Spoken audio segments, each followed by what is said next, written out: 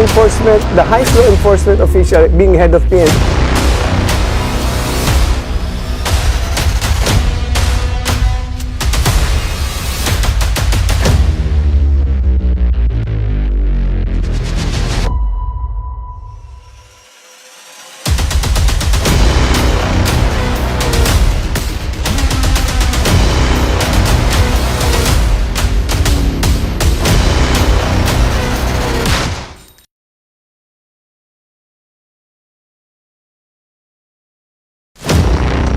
Mahiya naman kayo sa inyong kapwa Pilipino.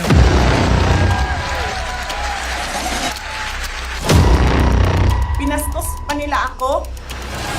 Of detention on the basis of detention. And that's the smoking gun ng proceeds of the illegal. You're a law enforcement, the highest law enforcement official being head of PNP.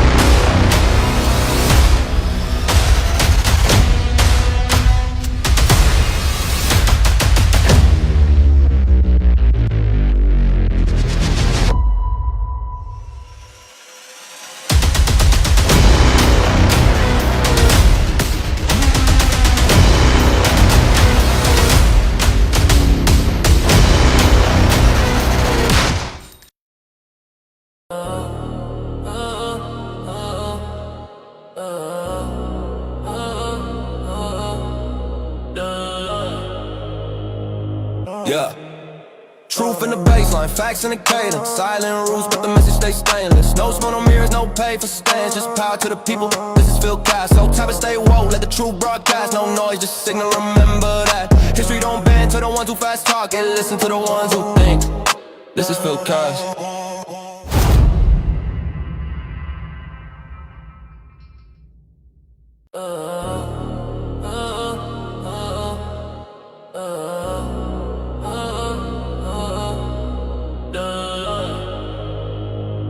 Yeah. Truth in the baseline, facts in the cadence. Silent rules, but the message stays stainless. No smoke, no mirrors, no pay for stands. Just power to the people. This is Phil Castro. Type of stay woke, let the truth broadcast. No noise, just signal. Remember that history don't bend to the ones who fast talk and listen to the ones who think. This is Phil Castro.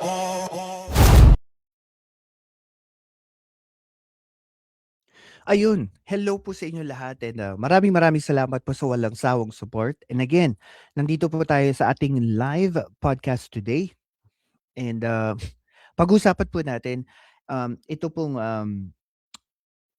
testimony po sa ICC ni Attorney Paulina Masida na ang legal counsel po ng ating mga EGK victims sa ICC. I think this was a second or third day ng ICC proceedings.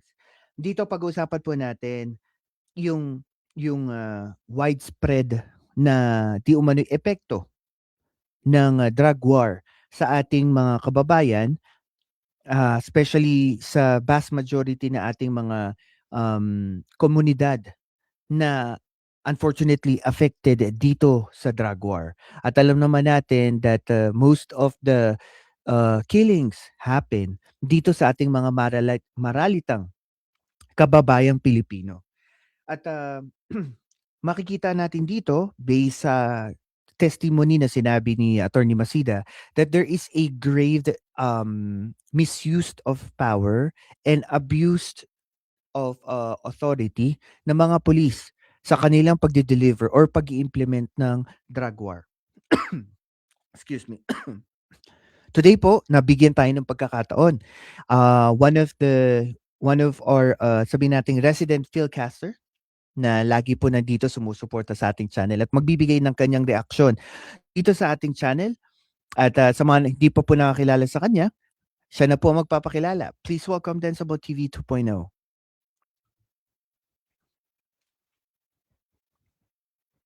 Ayun, medyo delay wait lang. Okay ba yung sounds? Check mic. Okay ba? Okay, all good. Okay. Yan. So magandang umaga, magandang hapon, tanghali, gabi. Yan, saan mga sulok at panig ng mundo sa mga kababayan nating Pilipino. Yan. Shoutout po sa inyo lahat. Yes, and Boss Tenz, I think hopefully lahat naman na kilala ka kasi pang ilang beses mo nang pumapasya sa ating channel. Pero again, thank you sa walang sawang support kasi mula nung nag-start tayo hanggang ngayon, nandito ka pa rin at talagang andun yung support. Going Siyempre to naman, this and nanginginig going to pa. this, oo nga no, nanginginig-ginig pa. And I think going to this topic na pinag-uusapan natin, Mm. um, yung testimony ni Attorney Masida was focused mostly on the implementation aspect at saka yung effect nito sa bansa natin on the drug war. Mm. In general perspective, anong tingin mo dito sa testimonya ni Attorney Masida? Ah, yun nga. So, hindi ko siya nabasa lahat, pero yung na-cover ko lang is parang ang dating no ng kanyang testimony is yung parang calibration. Gusto niya magkaroon ng calibration pagdating sa pag approach no or ng na mga drug related event. If I'm not mistaken parang yun yung dating sa akin. Okay. And then also, ano masasabi mo doon sa mga detractors or mga kritiko nito mga GK victims that they're only used by the government against former President Duterte as a political pawn para sirain yung legasiya ng dating Pangulo? Hindi naman natin actually yung unang-una yung legacy na sinasabi matagal lang basag. Basag na yon dahil nga sa mga lumabas na mga pangyayari, mga bagay at mga tao na against talaga din sa mga Duterte, 'di ba? Especially may mga proven testimony ang iba't ibang biktima no ng EJK na talagang magsasabi directly na kami ay talagang biktima dahil nga siguro i-set aside na lang natin yung mga collateral damage, 'di ba? Mm. Yung pagtuunan natin ng pansin talagang itong mga itong mga tinatawag nilang tinukhang, 'di ba? Yung mga addict, di umano, no, na binaril talaga. Ilan yung numbers, 'di ba? Na yan na nagpapatunay. Hindi lang naman yan kumbaga para sa akin. It is it is not isolated case but obviously it is spontaneous, 'di ba? Tuloy-tuloy. So massive, maramihan pa or hindi lang iisa. So yun kumbaga. And ano sa tingin mo, if ikaw yung isa sa mga EJK victim families, ano sa tingin mo ang hustisya para sa mga biktima na gusto nila makamit dito sa proceedings na to? Kung itutukoy natin nung panahon ng Duterte, walang naging hustisya. Pero kung ang hinahanap nilang hustisya dito is mapanagot or yung accountability ng mga sangkot, although mahirap, pero kasi malalaking tao 'di ba? Malaking tao si Duterte. So, tama lang yung napunta sa pangangalaga ng ibang bansa o ng international.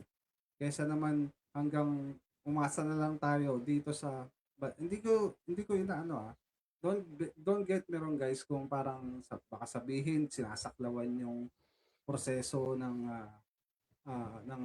justice system natin dito sa bansa. Hindi.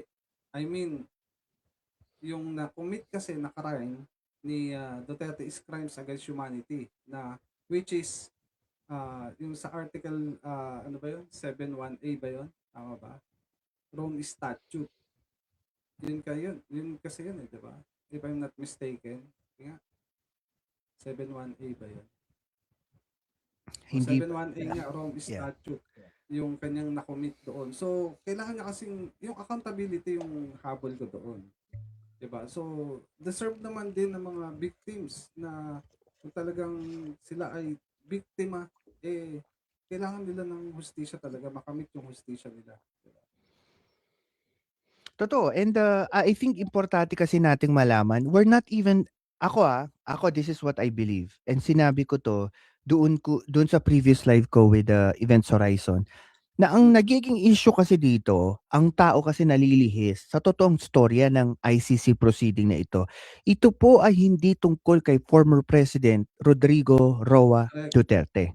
Ang ICC proceedings ay hustisya na gustong makamit ng mga biktima. Correct. Yun ang totoo doon. Ni kahit minsan hindi nga dapat natin pinag-uusapan si Duterte, pinag-uusapan dapat natin yung mga biktima. Kasi sila yung namatayan eh. Correct. 'Di And kung ba? ano yung kung ano yung na-commit talaga niya internationally, Yes. 'di ba? Yes. Yun Kasi yung kung wala namang namatay, wala namang magkakaso eh. Wala namang magko-complain sa ICC. And yun yung parang correct. nawawala dito sa sistema ng pinag-uusapan natin eh. And talking about this issue, nakaakibat din dito yung mga iba't ibang uri ng sabihin na nating mga ebidensya. Tingin mo ba ang trauma ay isang halimbawa ng ebidensyang pwedeng magamit sa korte? Sabi nga ng prosecution, 'di ba? Sabi nga ng ibang analyst na napanood ko, prosecution presented ample evidence. So anong ibig sabihin 'yon? Very satisfied no evidence and yung tinatawag na umabot sila doon sa threshold ng mga ng mga victims kung saan talagang talagang nakakommit bakit sila umabot sa ganitong threshold, 'di ba? Mhm. Yun kasi yung parang tinitingnan or dinidetermine or nakikita ng opinion ko lang, nakikita ng ICC na basihan to continue or to ipagpatuloy yung confirmation of charges, di ba? Kumbaga merong direksyon eh, patutunguhan Meron yung proceedings. one Ano, line lang and siya diretso lang. yes, and another thing na parang gusto ko malaman yung reaction mo is that bakit paulit-ulit sa procedure ng ICC trial na ito, paulit-ulit sinasabi yung salitang dignity at humanity? Kasi nga yun yung para sa akin lang yun yung wala sa sistema na ginawa or sa approach na ginawa sa ano na to sa war on drugs na to, 'di ba? Yun yung nawala. Tinanggalan niyo ng dignidad yung mga biktima and sinupress nyo yung kanilang karapatang pantao, yung kanilang human rights na magkaroon ng tamang or due process sa kanila, 'di ba? So yun yung winala nyo sa kanila. Yun yung dahil sa ano na yan. Actually hindi war on drugs, EJK. Mhm. And I think ang namimiss ng mga tao dito is pag namatayan ka in a horrendous, malalang paraan ng pagkamatay, like pinatay ka ng riding in tandem, 'di ba? Binaril ka sa loob ng bahay tas yung anak mo nakita yon, o kinaladkad ka paalis ng bahay mo kasi di umano'y sinususpetsa kang isa kang drug addict. Yun pa lang tinatanggalan mo na ng dignidad yung pamilya nung biktima na yun nung napatay or yung humanity aspect na para bang porket nag-drugs ka patay kaagad ang katumbas. Yes, lahat tayo nagkakamali. Does it mean to say kailangan ang katumbas na sanction noon hanapin mo, patayin mo o imbis na kasuhan, actually hindi pa nga napupunta ng kaso diretso Wala kaagad 'no? wala kang kaso. Oo, walang kaso-kaso riding in tandem kaagad. At saka may mga bounty pa sila before and I really believe na parang ang ginagawa sa mga tao before is just ano 'no, ano 'yan yung salitang kalye na palit ulo? Hindi. On the other context, ang tawag ko dyan is mini mo. Kung sino yung mapili, yun ang yari. Correct. Kumbaga ano ewan ko kung lahat naman nakaka-track nung mga every police ano 'no, police procedures before, yung nakuha nila mga sabihin na nating mga naging biktima ng EJK, hindi naman lahat yon nasa proper trials Kung minsan yung iba patay na lang. Yung magugulat ka na lang may pumatay, yung ano yan, yung nakaano pa nga yung iba, naka-face mask pa daw, 'di ba? Actually, Naka-cover pa yung muka.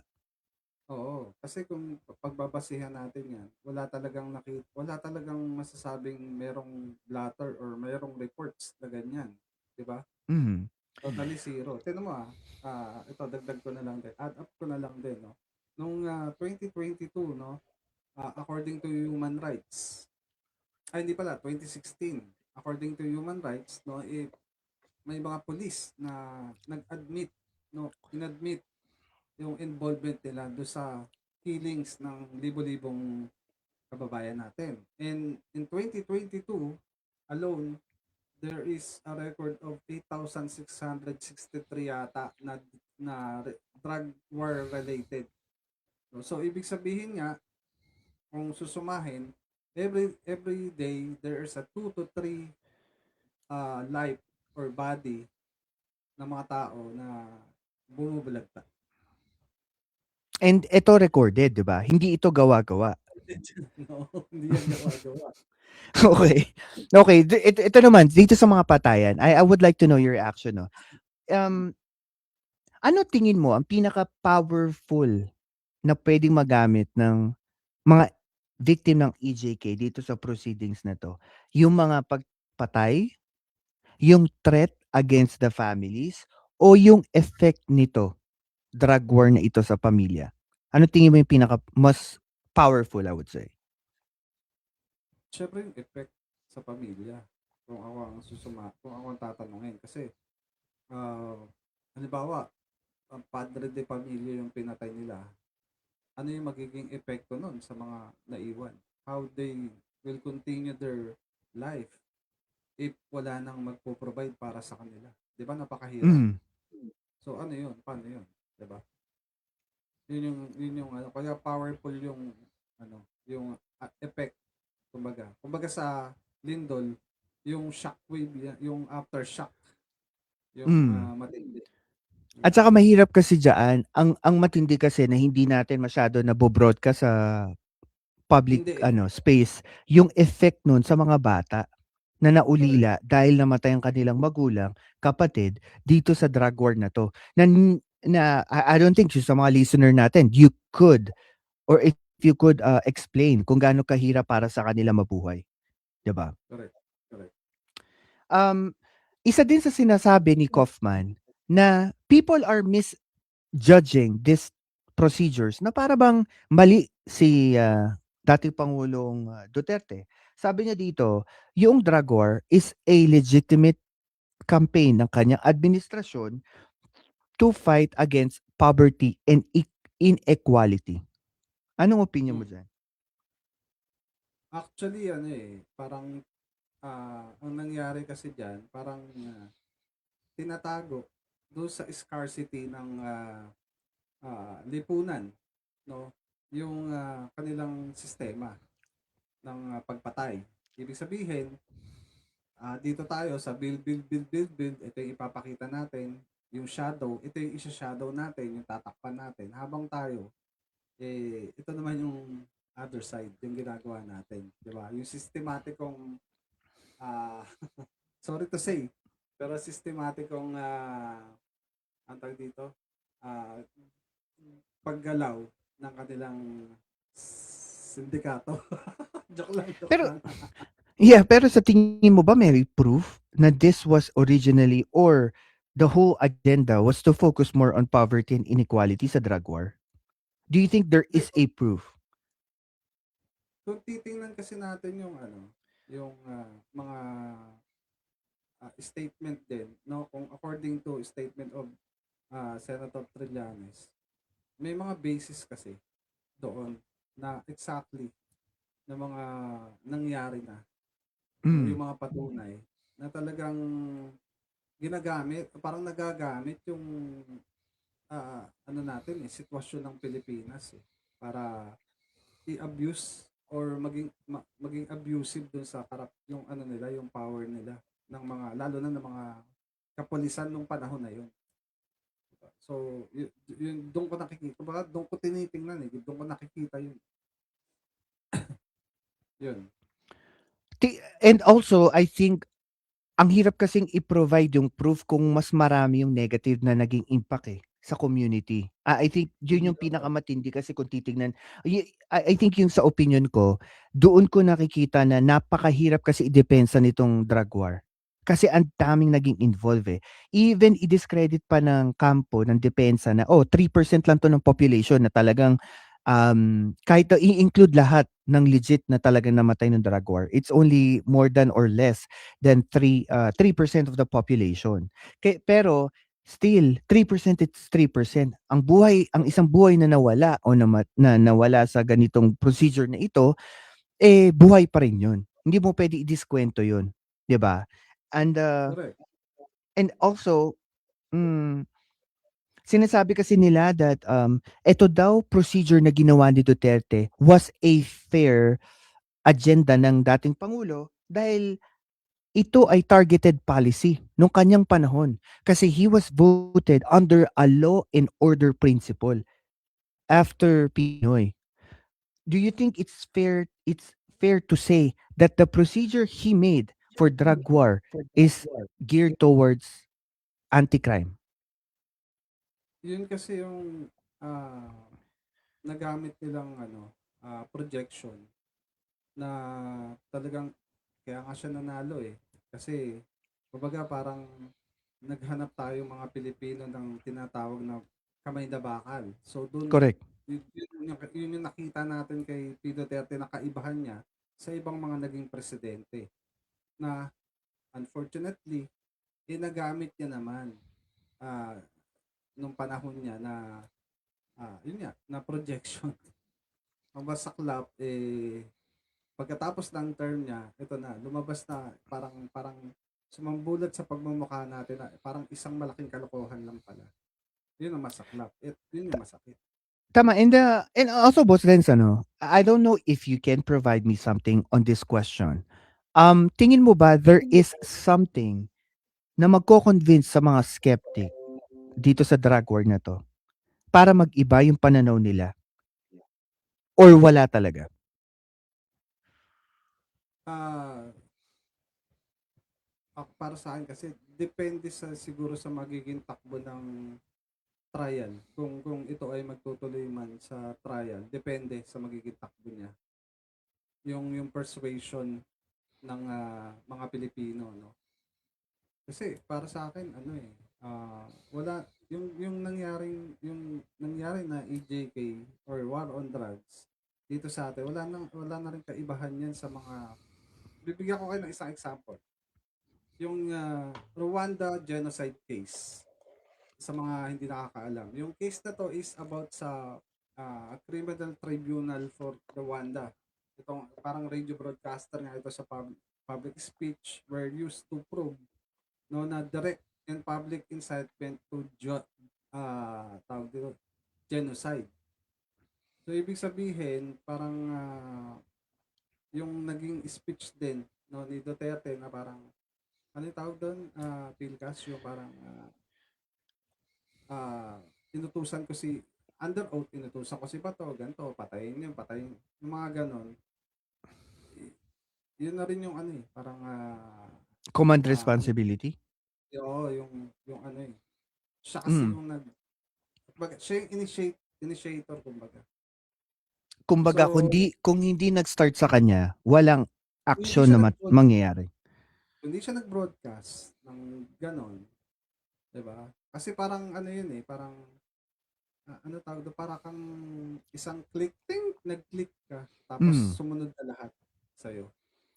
Ikaw And yung also, nagbukas ng ilaw, parang gano'n. yes, and also isa sa mga sinasabi kasi ng depensa na parang ang rason kasi kaya nagkaroon daw ng mga polisiya nung panahon ni Duterte about sa drug war, it's because their main focus was poverty alleviation at saka masaayos yung lack of services sa mga Pilipino. Pero alam naman natin that that was not the focus mainly ng dating gobyerno. Kung ito yung dalawang main focus ng drug war, ano sa tingin mo ang dapat nilang ginawa? Hindi, kumbaga ang tanong, ano ba nangyari dun sa sa pinokos nila? Wala rin Mm. naman kasi may ngayon, kumbaga nung sinabi niya, 'di ba, sinabi niya na parang 3 to 6 months may mangyayari. Mawawala ang mga addict sa Pilipinas. May nawala ba? Wala naman eh. 'Di ba May ganun, kumbaga namatay. parang parang huminto lang. Okay, Mm. sabihin na huminto, pero after bumalik din. So, it's all about ano nga, para sa akin, it's all about projection Parang and ano 'no, pursuit. naalala mo yung parang pinag-uusapan natin before pagka ang gobyerno sumasali sa mga sa mga issue sa Mm, bayan natin, imbes na private company yung nagso-solve. Kunwari yung sa airport issue, sa mga roads and services, yung sa flood control.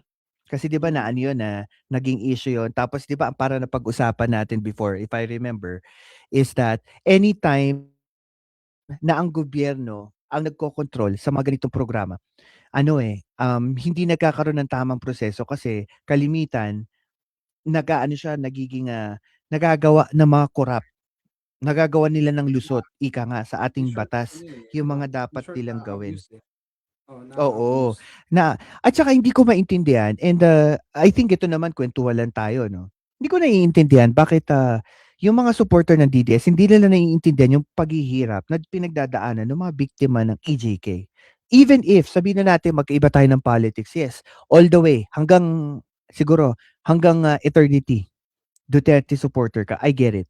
Pero sana yung pagtingin nila sa biktima ng EJK sana iba, 'di ba? At least yung pag-unawa mo na Pilipino ka, namatay dito sa lehitimong, sabi nga nila, drug war, yung ba namang konting ano ba yun, parang humanity aspect, 'di ba 'no? Parang Actually sana yeah. hindi, ako naman, actually naniniwala naman ako na alam nila yun, eh, sa sarili nila. But, they are, ano, eh, parang hinaharangan din sila ng ego nila na, pagka pinanigan kasi natin 'to is mawawala yung ano natin na, parang ang dating tatraydorin natin si Digong, 'di ba?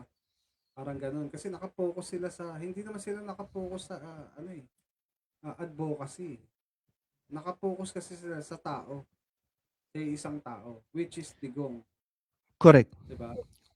So yun yung, alam ko to be honest, Pilcas, Mhm. naniniwala ako na alam nila 'yan and gusto rin nila 'yan, na merong, ah, mabigyan ng hustisya. Kaya lang, sa ego nga nila, 'no, hindi nila mabitaw-bitawan yung pagiging DDS kasi nga it will ano, eh, kakalabanin nila yung prinsipyo nila, eh, kakalabanin nila yung konsensya nila pagka gano'n, 'di ba? Correct. And also, if you would remember, I think, correct me, if it's first year or second year ata ni Duterte, nung nag-i-intensify na yung drug war, remember yung list ng narco list? Yung mga narco general, naalala mo yun? Hmm, oo, oo. Inilabas siya, 'di ba, nandun pa si VP Lenny at that time, nakaupo sa I think, Hmm, isang ceremony sa AFP tapos nilabas ni Duterte yun, pati yung mga pangalan ng mga I think, active at saka, inactive mga PNP generals at that time na considered as narco generals, 'di ba? mm. Nung pumutok ito, nagkaroon ng hysteria sa ani ng pulis at AFP para bang even if wala namang katunayan or hindi naman na naimbestigahan, 'di ba lumalabas kaagad yung pangalan mo sa publiko I and think ano, eh, ano, ang nakita ko diyan parang naging palabas na lang, eh, kasi unang-una wala namang na-account diyan, eh, sa nilabas niya. Meron ba na-account diyan sa nilabas na list na 'yan? Parang wala naman, 'di ba? It's oo all nga, eh. about ano pa rin, projection. Dens, lapit mo ng konti yung mic or you may need to to talk a Hello, little hello. louder. Sabi ni Alex mahina daw, sa'kin daw yung Ayun na. malakas. Sorry, sorry. 'Pag live marami po tayong technical issue, ayan. Ayan, ayan. Okey, Hello, hello.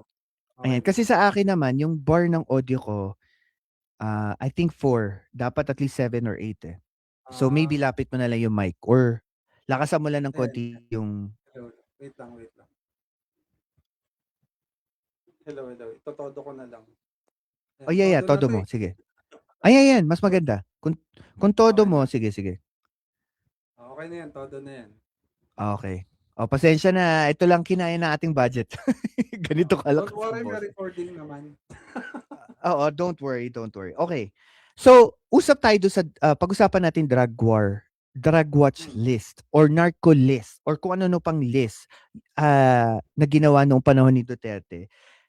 Whenever, sabi mo nga kanina para naging palabas siya, no? Pero whenever this come up sa public setting, sa tingin mo ba pagkakaroon ng power dynamics, pagkakaiba ng mga power dynamics between the citizens at saka mga nakaupo nating opisyalis ng gobyerno kapag ito'y nilalabas? Oo, kasi parang ano eh, nagtatalo nga, 'di ba? Parang nagtatalo yung narratives kasi, 'di ba? Yung yung mga netizen, ano agad, alam naman natin na may prejudgment agad 'yan kapag nilabas mo dito pa nga lang sa atin. Eh. Halimbawa, ako, 'di ba? May nilabas tungkol sa akin. Ano ang magiging implication sa mga tao nun? Ay, ganyan na 'yan. Although wala pa namang patunay, 'di ba? So parang Kumbaga ganun din nasira na, dito. 'di ba? Nasira ka Parang na. nasira ka na. May prejudgment na agad sa'yo. Yun yung Mhm. nagiging problema diyan. So kawawa din yung mga nadamay lang ng mga pangalan. Wala naman silang kinalaman, 'di ba? Na-judge na agad sila ng mga tao. Oo, plus ito pa, hindi din naman kung sino-sino yung mga nadawit sa narco list, kahit yung mga narco generals Yes. kasi talagang may pangalan sila and for how many Yeah. years bago sila naging opisyal, talagang they did their Inalagaan service to nila yung the correct. Inalagaan nila yung to the credibility country. nila.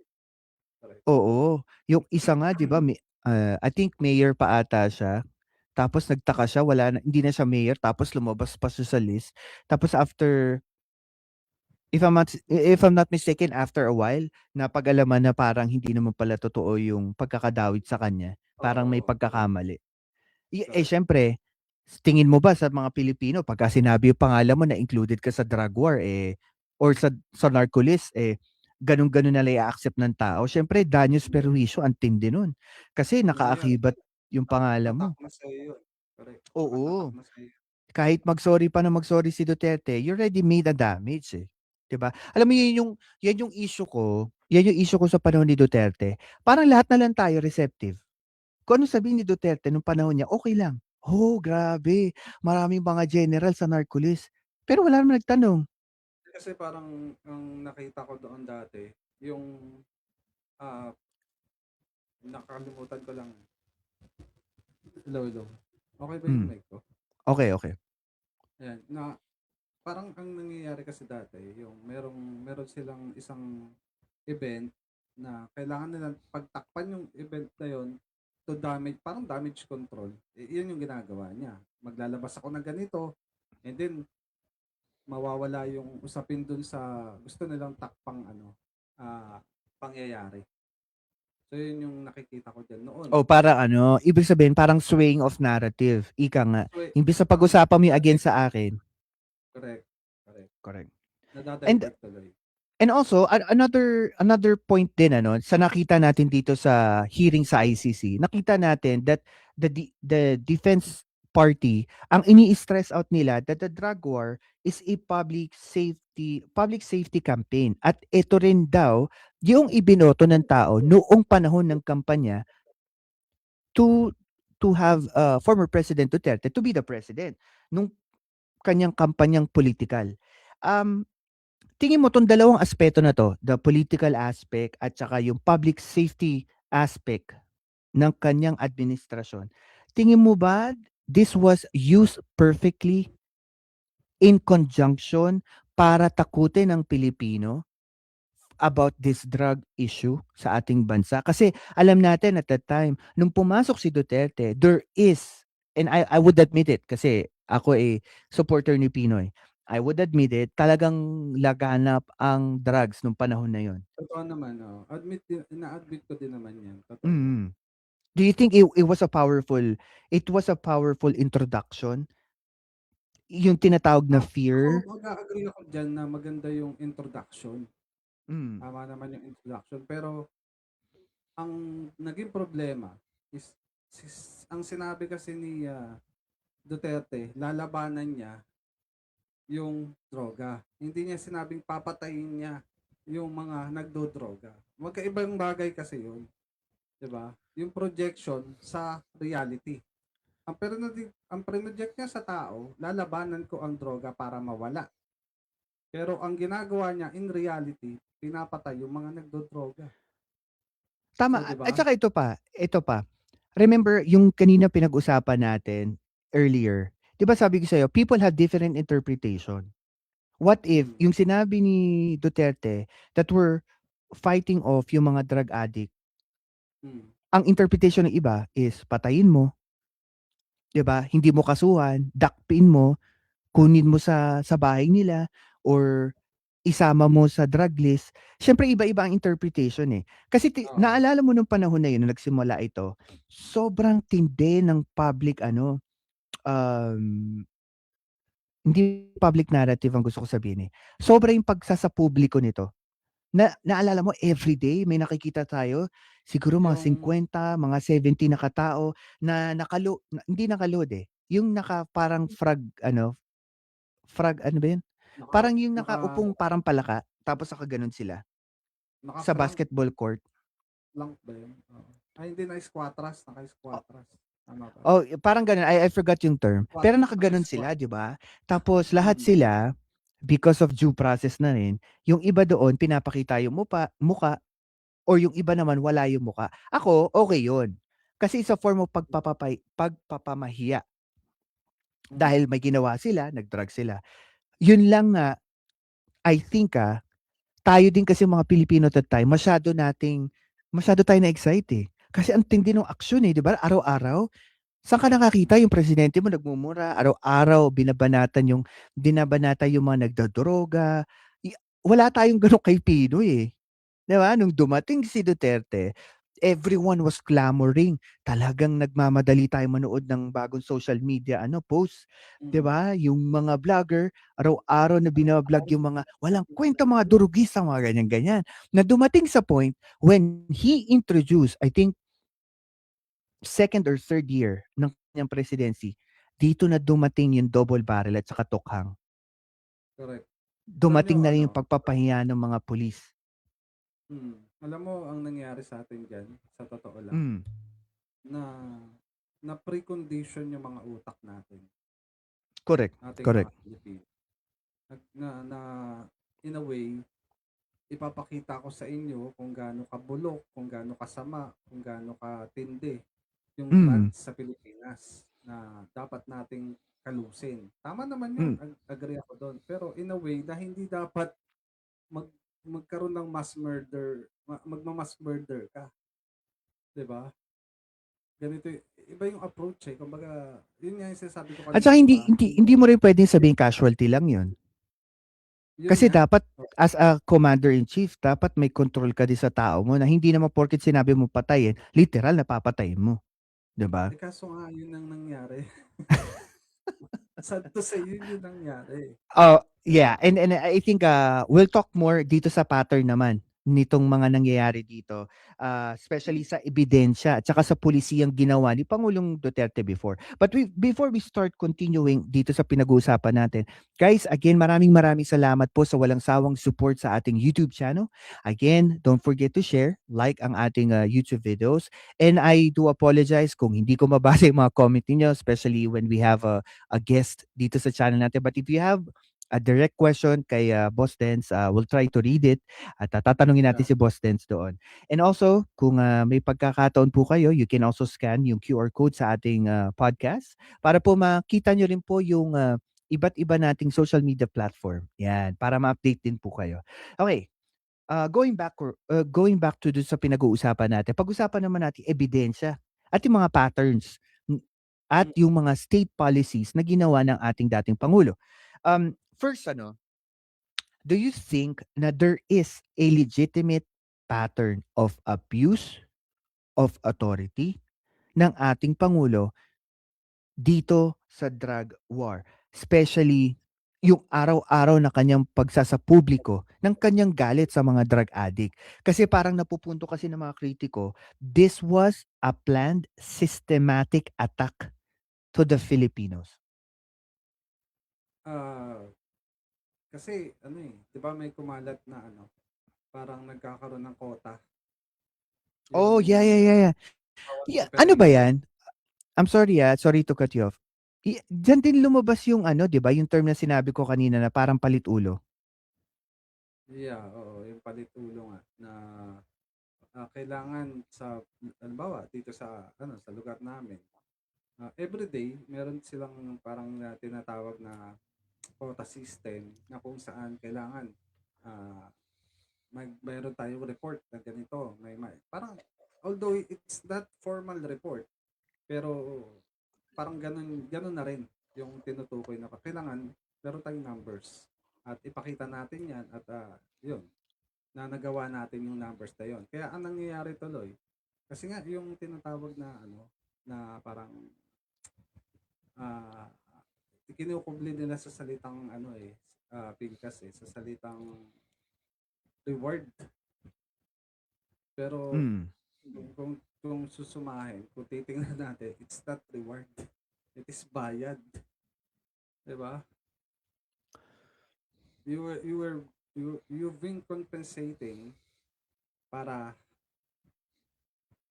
umano ka, yung yun nga, 'di ba? Hindi ko na babanggitin, 'di ba? And then meron kang sariling quota mo. Parang ganun yung nangyayari. 'Di ba? So masaklap kasi ang nangyayari imbis na yung tamang tao talaga yung maano mo eh ang nangyayari ba ito lang naman feeling ko lang ang nangyayari magmi-mini-mini mo na lang, 'di ba? So nakakalungkot. Yun yung At yun dun alam mo boss Dens, isa abuse. pa 'no, hindi hindi ko hindi ko paano ko masasabi yung word na 'to, parang I agree sa sinasabi mo. Totally agree because meron tayong pruweba, eh. Dahil even Yeah. NAPOLCOM was subjected for for an internal, parang internal investigation sa mga pulis na nasangkot. Correct. At isa sa mga naging resulta nun, 'di ba, talagang rampant talaga yung, paghahanap ng mga drug addict at Eh sino yung ba yung mga reward system. correct. Eh sino ba yung naging best na patunay diyan? Hmm, Alam mo kung sino? Las Cañas. Si Ian De Los Santos. Oo, grabe yun. If people will, if people will read yung issue na yung kaso na yun, naku, malulumo po kayo. Mas gugustuhin nyo na sana hindi naging presidente si Duterte. Kung Correct. makita nyo yung statement and yung summary ng mga convictions doon sa kaso niya, naku, grabe. Yeah, Mapapa pinagkamalang makaka ano, malulumo runner. ka na ikay naging Pilipino. Oo. Yun pala Bata eh pa siya eh, 'di ba? college 80 years student old na na ba siya? parang college student siya. Hmm. I mean magka-college na yata siya na ano, meron siyang maganda yung ano niya, yung academics ano niya, side. Tapos ganun-ganun lang, Yun lang. 'no? Oo. Eh Grabe. kasi napagkamalan na nga na ano, na runner siya. Eh, hindi naman pala. Na ano lang, kasama sa collateral damage lang. And Ano, also boss Dens nagiging narrative natin nung panahon ni Duterte, alam mo yung narinig mo yung mga salitang, "Nanlaban kasi kaya namatay. Nanlaban kasi kaya nabaril. Nanlaban kasi ganito, kaya ganito nangyari."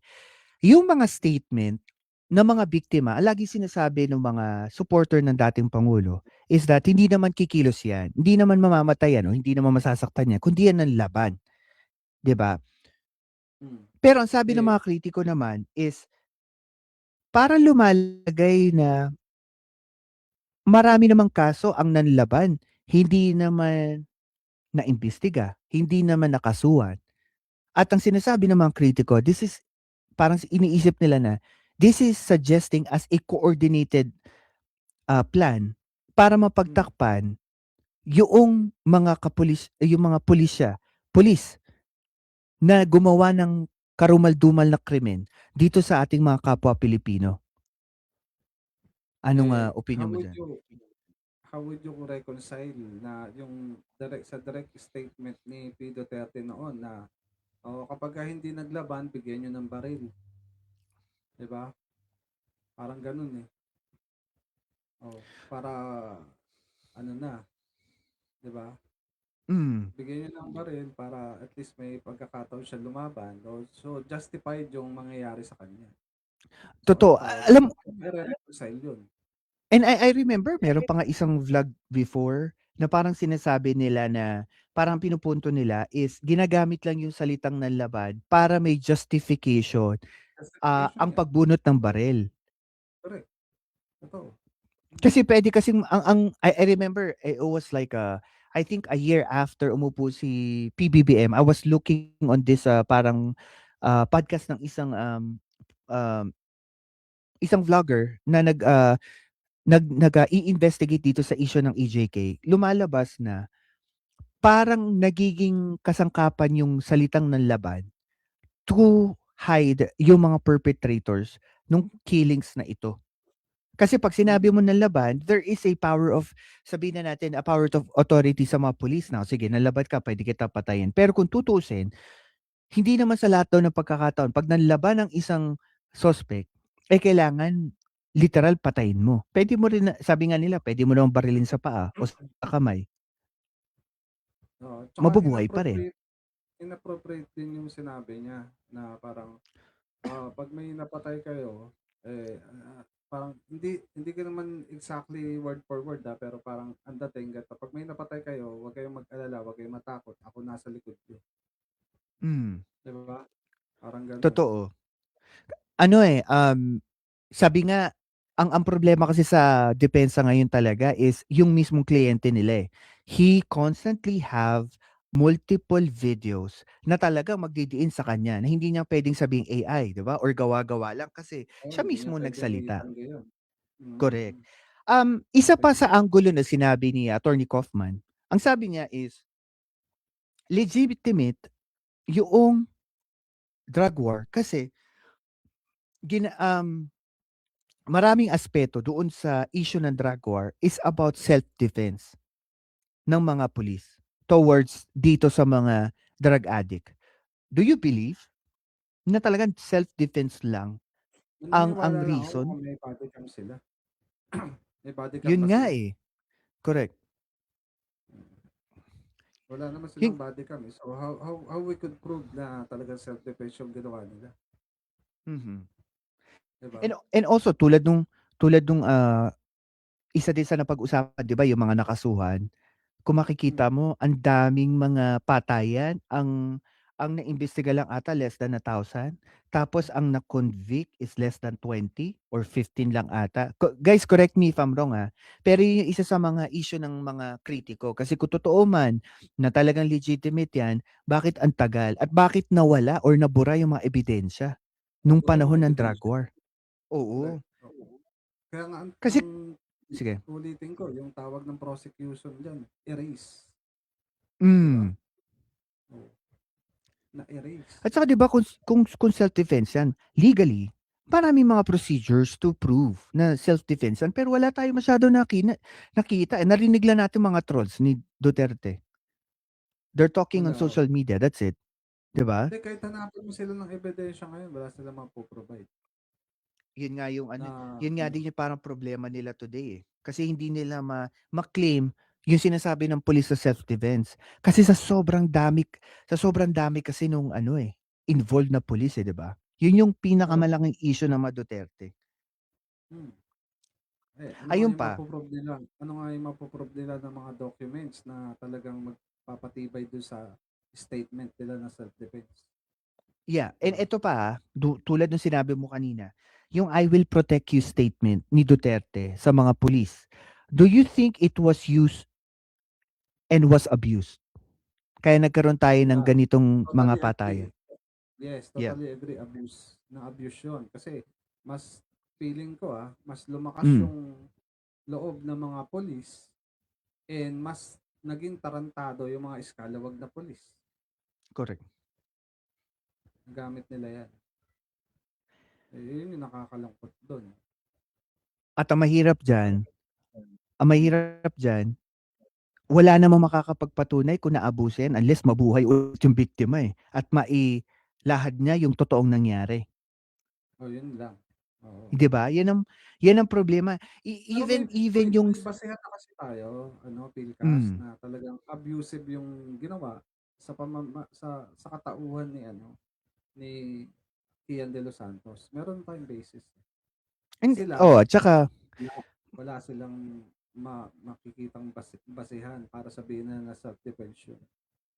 totoo. Tsaka I think marami pa mga marami pa ebidensyang lalabas. Ang sa'kin lang talagang dapat magsalita yung mga biktima. Dapat much Yeah, better na mas yeah, marinig natin yung talagang recount nila dito sa issue na 'to. Kasi walang makakaalam nito, eh, kung hindi sila magsasalita, 'di ba? correct. Um, Totoo. moving dito sa Baka last din part ng ating sige. ay, dagdag ko lang, adapt ko lang. Baka naman kaya nga sila sumama, 'di ba, sa ICC personally para ilahad talaga yung mga naging experience nila during the Tokhang days, 'di ba? Yun yung nakikita ko diyan. Correct. And also, moving dito sa last part ng ating kwentuhan today, napakaganda ng ating pag-uusap. Hindi ko na akalain sa simpleng topic natin, mag-iisang oras na naman tayo. Grabe. Ang ganda ng ating pag-uusap. Sa mga nakikinig po, no, if you have any questions up until we're live, pwede nyo po lagay sa comment section and we will ask Boss Dance about just a question. And also, don't forget to share, like, and subscribe sa ating YouTube channel at itong podcast natin. Also, please follow us using your phone. Scan nyo lang po yung QR code sa ating Yun yung show kakaibig today. si Pilcas. Oo. And mapapalo nyo po kami. Kasi mas madali, mas mabilis. Ayan. And moving back to sa pinag-uusapan natin, kasi pinag-uusapan po natin ngayon yung summary nung mga testimony ni Attorney Paulina Masida is the legal counsel of the EJK victims sa ICC. Going back to it, I think pinaka gusto ko explore pa and I want to ask your reaction na rin dito, Bonstens. Um, enough ba and tingin mo mapapanatag ang loob ng mga biktima kung kasi we're only talking about confirmation of charges, eh. Kung mapakita lang yung substantial grounds dito sa issue na 'to at, tingin mo ba enough na yon para i-prove ng depensa na talagang mahina yung kaso against Duterte? In the defense side, not on the prosecution. Oo. Ah, depende kasi sa actually hindi pa naman kasi tapos, no? Nasa day 4 pa nga lang eh. So, pero ako again, kung magre-rely yung defense sa mga hyperbole, 'di ba, ni Duterte, tapos sa mga hearsay ng mga tao sa social media, eh talagang matatalo sila ng ano. Kasi sabi ko nga kanina, yung prosecution, meron silang ample evidence compare sa evidence ng defense na matatawag nating hearsay kasi kinuha sa ganitong platform, galing sa Mhm. ganitong balita, galing sa ganong, 'di ba? So, paano mo kung ipagbabangga mo silang dalawa, kung sino yung mas may substance, eh talagang Mhm. matatalo sila ng prosecution, 'di ba? Yan yung At nakikita saka ko matindi diyan. kasi yung ano dito, eh, yung ebidensya kasi dito most of the time is yung mga pamilya na naandun Yung mismo sa yes, correct. sitwasyon. First, Eh, kumbaga, ang bala dito ng prosecution, yung first hand knowledge, correct. yung nandun mismo sa experience na yun. At saka Eh, kaya si Kaufman, 'di ba? Ano yung dala niya? yeah, and kaya nagkaroon ng double, I would say not double standard, but double status na tinatawag ang prosecution. Ibig sabihin, ang biktima ay pwede maging biktima at pwede rin maging witness at the same time. Yeah. Yun yung parang sinasabi nila. And I think, um, sa akin naman, ang takeaway ko dito sa pinag-uusapan natin, I think in a general perspective, ang dami natin na pag-uusapan. And hopefully, sa mga narinig nyo po sa amin, meron kayong mga nakuha at meron kayong magamit in the future kung meron kayong mga kakausapin about dito sa ICC. Ang sa akin, ang take ko dito, I'm more particular dito sa system na ginawa ni Pangulong Duterte. This was a system created by us. Ako naniniwala ko doon. This was a system created by us Filipinos. Why? Kasi masyado tayong nangangailangan ng panahon na yon ng panibagong klase ng leader eh. Leader na magmumura, leader na babanat sa mga kritiko, 'di ba? Yung leader na talagang law and order. Pero the only problem is nasobrahan tayong sumobra yung pag-iidolo natin sa nauna niyang ginawa. Kaya yung succeeding event na nangyari after that, yung repeated patterns ng pang-aabuso ng authority, yung mga naratibo na sinasabi niya bilang presidente na abuso. Kaya nagkaroon ng mga EJK killing. Kaya after nun, hirap ang Pangulong Marcos, yung kanyang mga tao sa DOJ, even ombudsman, nahanapin yung ebidensya kasi nga lahat tayo, we were blindsided na yung mga naririnig natin, nakikita natin na maganda sa ginawang polisiya ni Duterte, meron palang nakaakibat na mga kasinungalingan doon. May mga nakaakibat palang question na hindi natin tinanong. Ang masakit dito, it was a systematic pattern. Araw-araw siyang ginagawa. Hindi lang isang araw. Even, ewan ko kung ako'y mali even New Year at saka Christmas may namamatay dito sa drug war na to. Yes. At ang masaklap, hindi natin namamalayan yun. Correct. Unaware tayo. At ito pa, pagka lumalabas sa media na merong mga patayan na EJK before, binabrush off lang natin parang, ay, wala yan. Di totoo yan. 'Di ba? Ganun yung natin lahat mga Pilipino eh. Na ano nga tayo, na mind condition tayo sa ganong naratibo na ang tawag dito, P. Duterte is our savior and our hero. Yes. And also gusto ko rin ipunto dito yung anggulo ng depensa na sinasabi that the drug war was geared towards poverty sa Pilipinas. Ako naniniwala ako that poverty is a side effect. Yung drugs is a side effect. And there's a bigger context about all of this. Ano yun? Politika. Correct. Kasi kung wala namang dynasty sa politika, lahat pwedeng tumakbo, lahat may opportunity tumakbo. Do we have equal opportunity? 'Di ba? Yeah.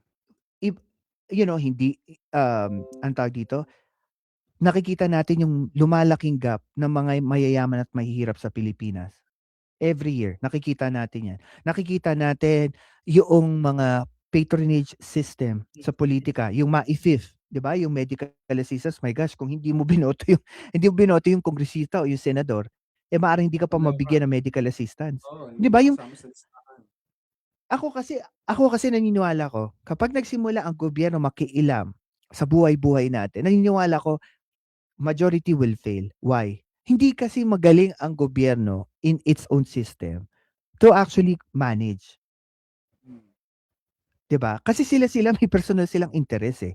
Yun yung tingin ko diyan. Kaya ako naniniwala ako that this was only consorted, created by the lack of, sabihin na natin, lack of interest to seek the truth nung panahon ni Duterte. Pero we're always seeking for more doon sa ginagawa ni Duterte, sinasabi niya in social media. Yan yung parang napapansin ko dyan. And also, siguro gusto ko iwan ko na rin to sa ating mga nakikinig. Ano ba talaga usapan natin dito? Usapan ba natin dito yung sistema, yung platform, yung polisiya ng isang nakaupong presidente? O ang pinag-uusapan natin sa ICC, yung mga nawalang magulang, kapatid, anak, na hindi na kahit kailan makikita ng kanilang pamilya? Ano ba mas matimbang doon? yung Hindi isang kasi dating sige, sorry. para sa akin kasi Pilkas hindi mo pwedeng ihiwalay sa mga biktima yung nangyari na sa sistema. Kasama kasi sila sa sistemang ah, create ng Duterte. Kumbaga sila yung ano ano tawag doon? May tawag kasi doon eh. Sila yung naging ano yun? Parang dahilan kung bakit nangyari yan. Pwede. Hindi, may mas maganda pang term eh. Sila yung naging rason kung bakit kumbaga pagiging ano natin unaware nga, no? Dahil nga unaware tayo sa sistema, hindi natin question yung sistema na ginagawa ni Duterte sa pag-approach. Kung kumbaga hindi natin question, tama pa ba yung naging approach ng gobyerno sa paglaban sa droga? Wala tayong ganun kasi na-precondition tayo na maganda, no? Yung pre-reject sa atin. So, yun. Correct. Parang yun yung tingin ko ang naging mali sa atin. Diba? Yes. Kaya And hindi mo siya pwedeng ihiwalay na ihiwalay natin ano ba pinag-uusapan natin yung ano lang, yung tao lang yung naging biktima. Hindi eh. Part kasi siya ng sistema yung naging biktima eh, di ba? Part yan, isang whole. Kumbaga. And they are ang tawag doon? Liabilities ba? Hindi liabilities eh. They are naging, bukod sa biktima, may iba pang term, nakalimutan ko na. Parang ganun. Sila yun. And I think na pinaka-importante kasi natin lagi pag-usapan, we were talking about this ICC issue, maliban sa pamilya ng mga EJK victims, is also accountability. Kasi Yeah. gusto nating mabigyan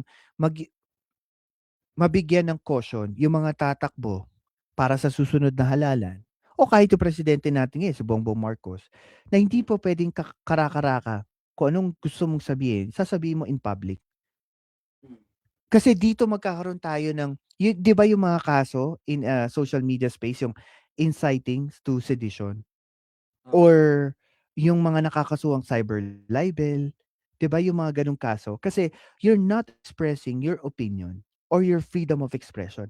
You're actually expressing something to hurt someone, even if it's indirect or direct implication nung mga salitang sinasabi mo. Kasi hindi mo alam kung sinong deranged na utak diyan na nakikinig na maaaring gawin talaga yung sinasabi mo or i-take in a different way yung mga sinasabi mo.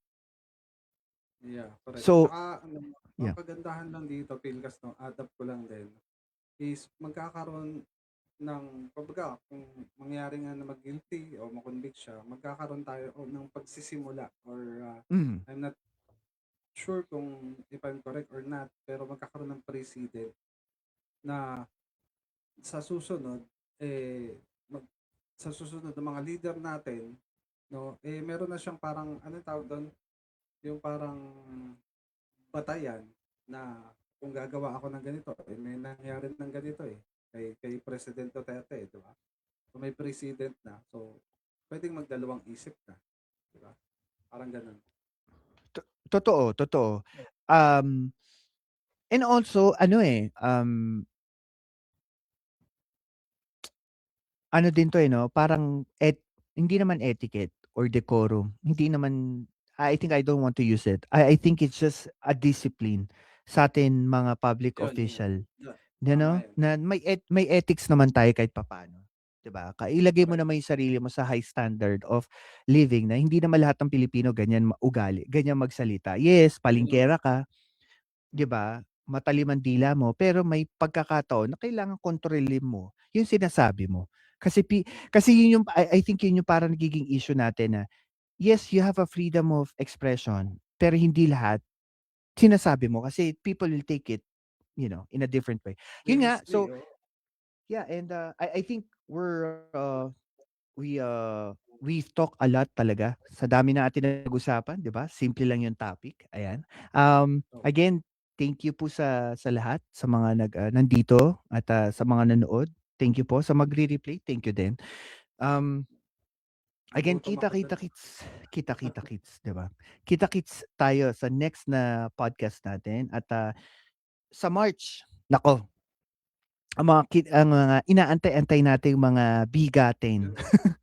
Ay ayan, hopefully dumating sila by March at ano pa ba? At marami pa po kayo pagkakataon makikita si Sir Dens dito sa channel natin at magbibigay ng kanyang mga opinyong politikal at mga kanyang komento, 'di ba? Iba pagkakausap natin si Sir Dens eh. Yung 5 minutes sa pag-uusap namin pagka tina-translate 1 hour, 1 hour na kwentuhan. Pero ano, kumbaga mas i-ano ko kayo sa ano, mas maganda yung sa recorded. Wala kaming mali doon. Oo. Ay, alam mo naman kapagka live, ang daming puwedeng mangyari. Pero pasalamat pa rin tayo sa mga nanonood kasi nandiyan pa rin sila kahit papaano. Sumusuport Thank you sa po. atin. Sana po ay may nakuha kayo kahit papaano sa amin. 'Yan. So maraming salamat po and again, God first. Thank you po. God first.